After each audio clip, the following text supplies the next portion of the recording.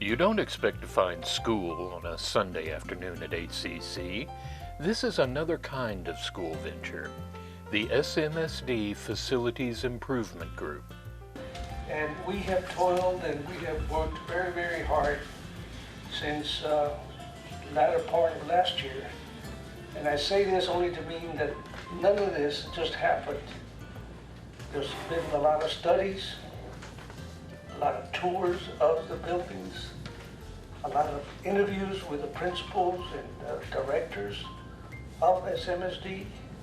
So everybody had a play, had a say-so in what they felt is needed for SMSD to continue on and to remain competitive, not only academically, but also athletically and also future.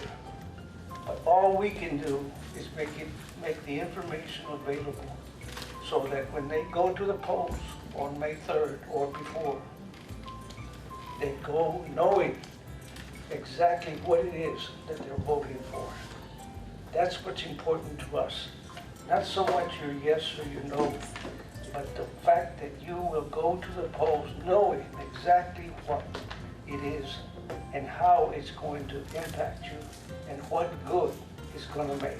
Okay, so there is 4 propositions on the bond that, or on the ballot, excuse me, that will be on May 3rd. There is early voting. Early voting is going to be April 22nd to April 29th, and then election day is the 3rd, all right?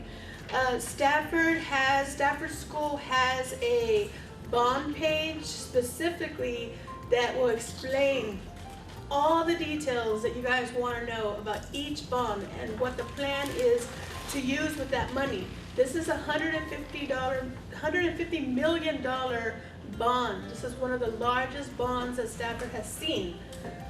The school is over 45 years old, and just like your home, it needs some tender love and care. It's not going to get the money from the state. We are citizens, the community, that's where the school gets the money to be able to continue having those grounds for our kids to continue their education. Everybody knows that there's an attack on education right now in Texas. They're pushing vouchers, but our hope is that if we invest in our schools now, our kids will stay in Stafford and more people will want to come to Stafford. So now more than ever will this bond be needed. I was looking at a report last night, and it stated that Texas is 8th in education. It's 46th in the amount of money that it dedicates to public education. 46 out of 50 states. Unbelievable. We cannot depend on the state or on the federal. We have to take care of our own. How do we do that? Bonds. Bonds. What little we get from the state, what little comes from taxes, is not enough to maintain the maintenance and operation, the sinking and interest and sinking fund. It leaves almost nothing to renovations, to fixing things, to update resources.